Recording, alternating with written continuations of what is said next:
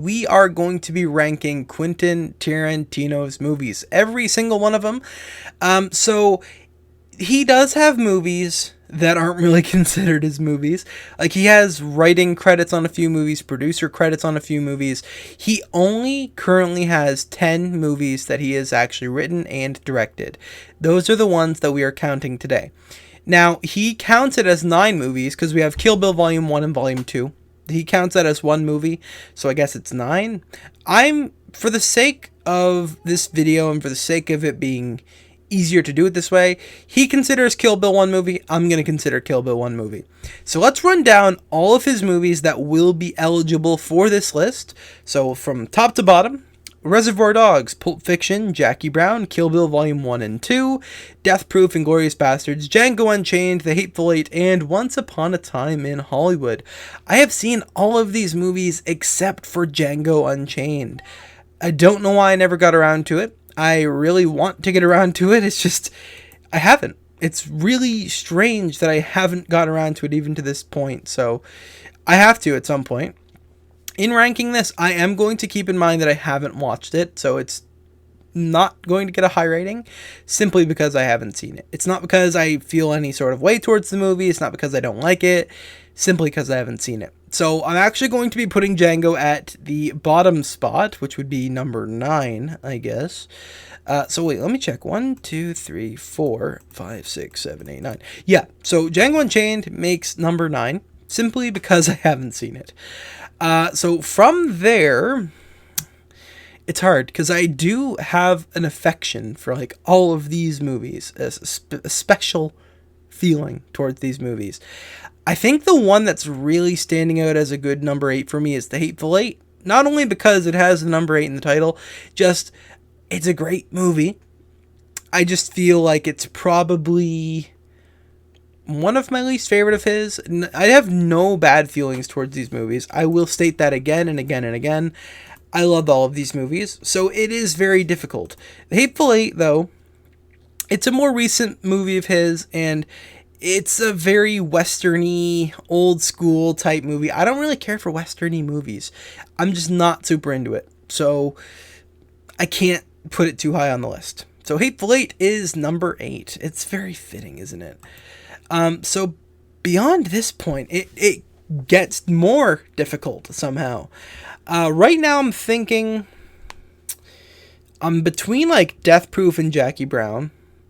I'm going to put Death Proof, I think, in number 7. Honestly, it's just that movie, it's different. It's a different kind of movie. It doesn't feel like a Tarantino movie a lot of the time. It's very different. You can tell it's a grindhouse movie. Like, it was, clearly him and Robert Rodriguez working together. It shows. It's not that it's a bad thing. It's just, it's very different. It's not a typical Tarantino movie. I don't like the car chase at the end, which is like the main point of the movie. I find it just drags out way too long. Like, anytime I watch it, it feels like it's like a 30-minute scene. And like, not used to that. Like, it's just so crazy. They put fucking Zoe Bell on that fucking rooftop of that car for way too long.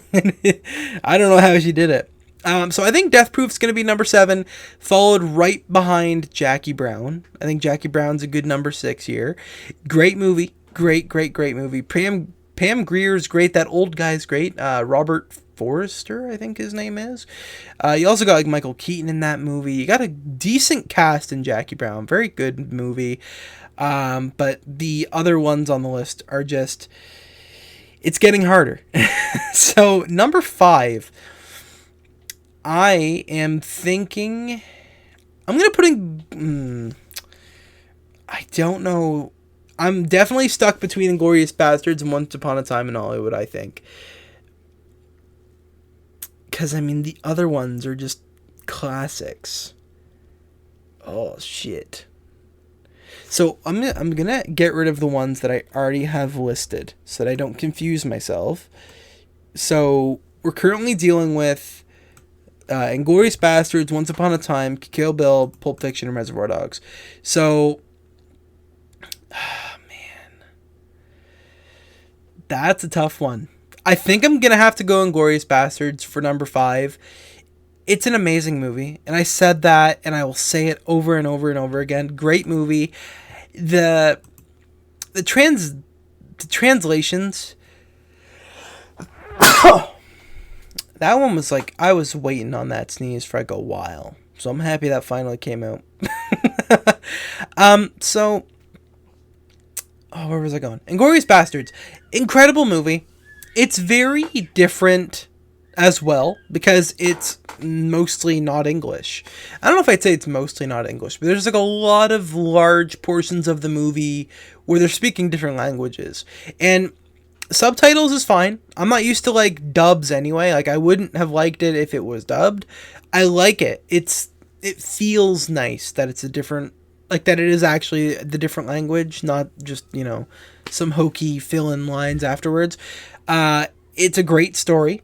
I love everything about it. It's of course in, Germany in, the 40s, I think. I'm very terrible with time. I don't like history much at all. Yeah, it is 1941. I'm not stupid. I'm just kind of stupid. I don't like westerns and I don't like war movies. But this one isn't. I don't really know if I consider it entirely a war movie. Like it is definitely a war movie, but it's not like, battlefields and stuff. It's like, hey, let's kill Hitler. Like it's very fun. Very dramatic, very suspenseful in like every scene. Great film. I will never shit on this film, but it gets number 5 simply because what we're dealing with, like these last 4, is just, it's different. It really is. I think number 4 in general is going to be Once Upon a Time in Hollywood. No, once again, great film. Of course, it takes place in the 60s. I thought, like, when the movie was first announced, I thought it was just going to be about, Charles Manson. I thought that was going to be it. It's not that it doesn't involve Charles Manson entirely, but it doesn't. He shows up for like 2 seconds. It's a great movie though. It's got a great cast, great story. A bit long, but like Tarantino movies normally are. So I mean, I can't really say anything there. I was gonna go see this movie in theaters. I was gonna go with a friend. Friend fucked me over. I didn't get to see it. I didn't get to go see it in theaters.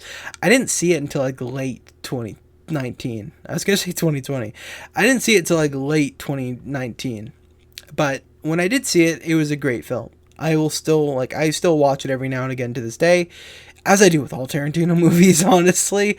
But yeah, that's my number 4. So now we're down to the nitty gritty. We're down to like the classic Tarantino movies. When you think of Quentin Tarantino, you think of Reservoir Dogs, Pulp Fiction, and Kill Bill. That is simply how you think of Tarantino. So we're gonna put Kill Bill at Volume 3. At Volume 3. We're going to put Kill Bill at number 3. Incredible set of movies Kill Bill is. Probably his most passionate story. Probably his most emotional story. Very well done. Everything about these movies is fantastic. I find there's a lot of parts where he's establishing the story of like her getting her revenge, where it can kind of drag on a little bit. Like a lot of the training scenes can drag on a bit. I like watching the whole bloody affair version of this movie, which is it's both of the movies put together with deleted scenes spliced in. So you get a lot more training stuff in the whole bloody affair version too, which is like, it drags on a little bit. That's really my only complaint about the Kill Bill. That's really my only complaint. And it's not even a complaint. I get why it's there. It's important. It needed to be there. It's just, it's a lot, But Kill Bill definitely gets number 3. And I think it's pretty obvious what is going to be the number 1. So number 2 is Reservoir Dogs. His first movie and, dare I say, his second best. It's an incredible film. I would strongly recommend Reservoir Dogs to anybody who likes any kind of film. It is a perfect introduction to Tarantino, because if you jump right into like Pulp Fiction like I did, it can be very off-putting at first, because like it's a great movie, Pulp Fiction is, but like it's long, there's a lot of intertwining stories, it's crazy, there's a lot going on. But with Reservoir Dogs, it's amazing, but it's simple enough that you can follow it. and you know everything that's happening. You don't have to ask questions. You just sit on your ass and you watch, and it is fantastic. One of the greatest pieces of media ever to exist. I would argue probably the greatest first film from a director ever. I could be wrong about that, but I would say, given the circumstances of how Reservoir Dogs came to be, greatest first film of any director ever. It's insane. It's phenomenal. So Reservoir Dogs gets a number 2, and Pulp Fiction obviously gets number 1.